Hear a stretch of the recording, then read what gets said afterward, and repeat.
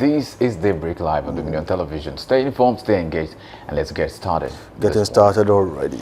Good morning to you. Good morning to you. Samson this morning. Really nice to be back here. I mean, for all is worth, yes. Well, the morning might seem chilly, but the headlines are not that chilled this morning. And people will ask a lot of questions about what's going on, especially within the Labour. We've had the party, as a political party, has had its fair share of crisis, and definitely we see how that has actually unfolded. And also we are seeing what is going on between the Labour unions, the TUC, the NLC, JUAC, and so many other people. And the Fcta workers are saying, look, whatever it is you want to do, you can do that on your own. We are going back to work. And the landlord of the Fcta also said some things recently and said, look, if you are caught, we will make you a scapegoat. So the question is, was the truth the reason why Fcta workers are going back to work? Or for some reason, they have reached a compromise, or there is a level of understanding between the FCT and the workers? It's a very big question. Were they threatened or bullied or coerced into going back to work? Because obviously the statement by the Minister of the FCT, Nyesom Wike, actually had a lot to do with what is going on. But then, eventually, was it the truth? Or it was just about, okay, well, I think we have reached a compromise, let's go back to work? I mean, I wasn't seeing it from that angle. But it's a very dicey one, you know, and I'm not sure any other person that's outside of that scale will be able to say emphatically that this is a case of, you know, coercion or bullying or appeal. But from the body language of both parties, you can tell that there is politics in all of this. And it's very important to note also that this is not really about salary, you know. It's about labor power and the sense of distrust in government. When we see this again and again, it tells just one story. The narrative that this has been the case in Nigeria. And why has it been the case? Because they feel this is like the only way to get their voices heard. I mean, the NLC and the JUAC and the Labour. And so they see like, okay, from if you judge from hindsight, you can tell that this has been the narrative because it has always worked more than sitting quiet. So if you ask people why should they jump into industrial action, they will tell you that's the only language the government understands. Until they start making a point, there seems to be calm everywhere. Nobody is talking about their problems and some of the things they are putting on the table, their demands. But once they make a sound, then everybody gets to say, oh yeah, so let's see.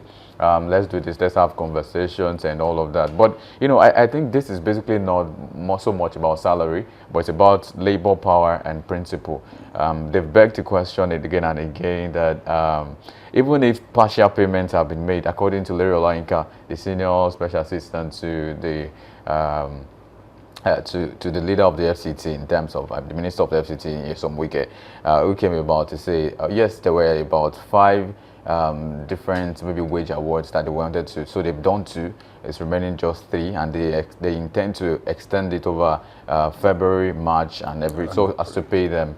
But these guys are saying that it is not really about whether or not you're paying us right now. It is about the fact that we already have a distrust in this system. We know that once we finish this conversation and you've done 2, and if we go to bed, it's still going to happen again. The next week, next month, we're still going to keep having this conversation. You know, so it's been that. So historically, they have a point to say we are standing on this. But you know, I'll still get back to why. Maybe some of them, because it's not every one of them, according to information, that wants to, you know, just stand down the protest. A good number of them still want to, let's do this, we can do it, because if we don't do it, these people are just bamboozling us and all that. But you know, the NLC and TUC framing this also as a fight for dignity, fairness, and process mirrors past struggles. You know, it tells more about where concessions only came after sustained pressure, like I've always been saying too. And the inference is that the rally is also signaling that Labour does not want wage agreements to become politicized. That's exactly one of their claims. And again, the partial compliance has never really ended labour disputes in Nigeria. They say that we have done 2, we will do the rest. It has never, from history. So these people are judging from some of the things they've seen, that if you give those people the opportunity to say we are cancelling or we are stopping or we are halting the strike action, the industrial action because of a partial agreement, it will still not amount to complete agreement, because whatever they promise them, they will still try not to do everything until they stand up again and say, oh yeah, we are standing again, and then they now say, okay, so because check, for example, the ASU federal government strike, it's always the same narrative. Think about the minimum wage implementation 2019 to 2024. It's still the same narrative. The labor sphere has always been that once pressure drops, outstanding agreements begin to go under the drain. I mean, it goes down the drain. Nobody gets to talk about it. And so, exactly. So the unions are reacting to long Nigerian pattern, of policy policy promise without fulfillment. So that's exactly one of the claims of these people. And you might not blame them, because also, let's also talk about what the rally exposes, as a deeper center labor power struggle in Abuja. And this is why Abuja is symbolic for many reasons. If they speak up in Abuja, then the whole world will hear, because that's very close even to the heart of the government in power, the APC, President Tinubu. That's the heart of the government. Exactly. And again, I think it's, in a sense, some would say it's politicizing, because of the fact that Nyesom Wike has been faced with different challenges from across board, especially, maybe not challenges, but he's been delving into some other things that are not particularly his office. So some are saying, okay, let's have this too, let's have fire on your bosom too. If you've been giving fire to some people, even in a place that has water, in a river area, you are giving fire to them. Let's give you fire in Abuja. Let's see how much of that you can take. So that maybe that's the angle that Nyesom Wike is also seeing this from, that it has been politicized. They said maybe even if the strike or the intended strike has started normally, there was still there's an inference or interference of politics inside of it. So they are saying these people just want to politicize. It's not as if they need so much. Well, there are several things that surrounds all of this. I think yesterday the headline that actually caught my attention was that of independent newspaper that said, again, Fcta workers defy NLC. Ignore protest call, return to duty. That was our independent newspaper yesterday. But then before that, January 29th, there was a report by The Guardian and says, court suspends Fcta workers strike as Wike okays 12 billion naira for salaries. Okay, so there was, before this strike, a lot had been going on. Probably, Nyesom also mentioned some things that if you spend every penny on salaries, on arrears, on the wage awards, there will be nothing for projects. And people are saying, look, you have to cater for the welfare of the workers first. Once that is done, you can now focus on projects. So the question is, which one comes first? And also, most workers under the Fcta, the territory in Abuja, before yesterday, they have resumed to work across various offices in Abuja, including the Minister's Block, the Treasury Departments, FCDA, AGIS, and others, despite calls for protest by the unions. And there was a court order that put an end to all this by the industrial courts. Yes. The National Industrial Court in Abuja ordered FCTA workers to suspend their strike and return to work pending further hearing of a case filed by the FCTA minister in Nyesom Wike. So, whatever it is, when the case is in court, and there's a judgment, especially that favors one party, the other party has to wait until there's a counter judgment before you can now take action. And I think we have to talk about the excesses of the labor unions in Nigeria. Most of the times, it is not really about the people anymore. It's about making a statement. Yes, we are still here. Okay, we want you to know that there is NLC, there's TUC. It's a fight for relevance. But at the end of the day, how much of a profit does the people get from all of this? I want to cite an instance. Okay, most of the times you see government workers going on strike. Okay, we say, we want to go on strike. And eventually, you ask the Trade Union Congress to also join you. Of what purpose is the Trade Union Congress joining an industrial action that actually has to do with government workers, especially people who belong under NLC? So it's a very big question. Some of the times you will now ask yourself, okay, what exactly is the goal? Where are we heading to? What do we plan to achieve with all of this? Because you will eventually sit with the government. Maybe a few of them, about 0.2% of members of the association will sit with the government, and then they will come back with a resolution and say, for this reason, we are going back to work. Okay, so have you eventually gotten what you intended to get from all of this before you actually asked everyone to go on strike? So sometimes I think bodies like this, especially FCT workers, defying the NLC, saying, look, eventually we think you are not fighting for us anymore. Let's go back to work. This person has made an arrangement, has actually promised that, there's 12 billion naira to be shared. To sort all of this. So let's always look at what we stand to gain in all of this. Yeah. Okay, so if you are going on strike, you have an enemy, you are fighting that person. Does that mean I shouldn't talk to that person? No, but you are my friend.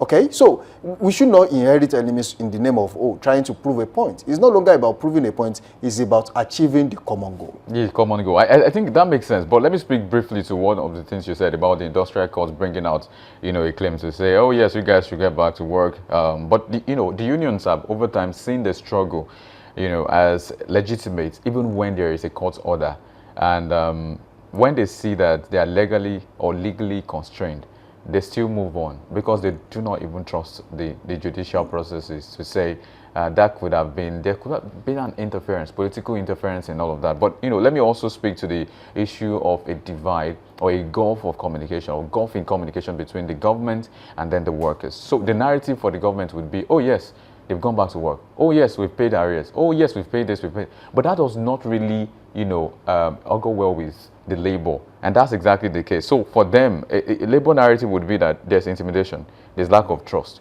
all of these things in it. And then the communication gap has fueled past crises, like I've also said to, if you so now to check when trust is low, we can always tell that even good news is interpreted as tactical and political. Absolutely. So when they say they have done a bit of that, there's always the question of, this is political, because you want to make it, so the narrative of the government does not align with the narrative of the workers. So when they tackle these kind of issues, they don't tackle it from the root problem. They just say, oh, we've done, and then they put out the narrative so that people can know there's no unrest anywhere. There's no public unrest, there's no public violation and all that. And I also want to speak briefly to that police order when police said they should not. But so the warning also adds a familiar voice. The voice of NSAS, the voice of democratic stress points in the country, Nigeria, police urging them to stop and shelve their protest. And I think we should also know, maybe the police should know too, that protest is just a democratic right of every civilian. It's not criminal. There's nobody that is going to. Well, some people want to disrupt the nation and disrupt economic activities, but that's not really the point. The point is that peaceful protest is constitutional. But routinely framed as a security threat by the government. They try to do that again and again. And I keep saying that we should have a system where some things are okay. We can okay some of these things. Protest is not so. Nobody is killing anybody. It's just a way of expressing your grievance, expressing your dissatisfaction about an issue, and it should not be taken as a criminal offense. But let me round off on this note. I'm saying this is not simply a wage fight, a wage dispute. It's also a test of trust, of power and future of collective bargaining in Nigeria. So history shows now that when labor feels pressured into silence, the dispute does not end. It doesn't. It only pauses. So the pause is what we don't want this time around. If there's going to be an agreement, let it be done. Agreements can be implemented, for crying out loud. Why is it taking forever? And many times it doesn't even come to pass, because 2009 agreement of the ASU and the federal government is just being debated in 2026. That's a long period of time. It has overstayed its welcome, in fact. So I think that's about 17 years difference. So come on, what are we saying? You see, the challenge is way beyond this conversation. When the labor unions feel they cannot trust the government, and when the government feels the labor union is doing too much, then it begs the question of who exactly should come down from the high horse and have a conversation. Oftentimes, even the people will say, the best thing to do is to dialogue. And the only legal means of requesting for what you can get from the government is for you to go on industrial action. That's the only way, the only hard way, let me put it that way, because you keep asking questions and nobody is responding. But then if you go on industrial action, it calls the attention of everyone, every stakeholder. Okay, let's come back to the drawing board. Let's sit down on the same table and have a conversation.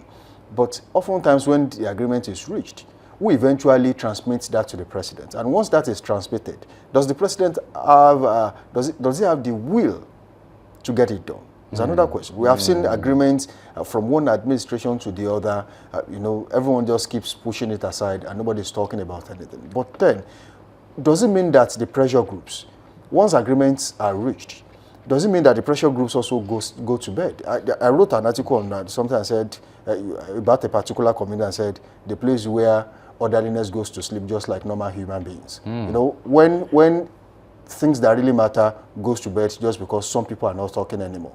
then it's a very big question. But eventually, we do hope that this is sorted by the FCT, and in years of Wike, the Minister of the FCT gets some of these things sorted, and we don't have to come back here tomorrow and still have the same conversation. We can easily focus on something else. But then, we can take weather report on this show this morning.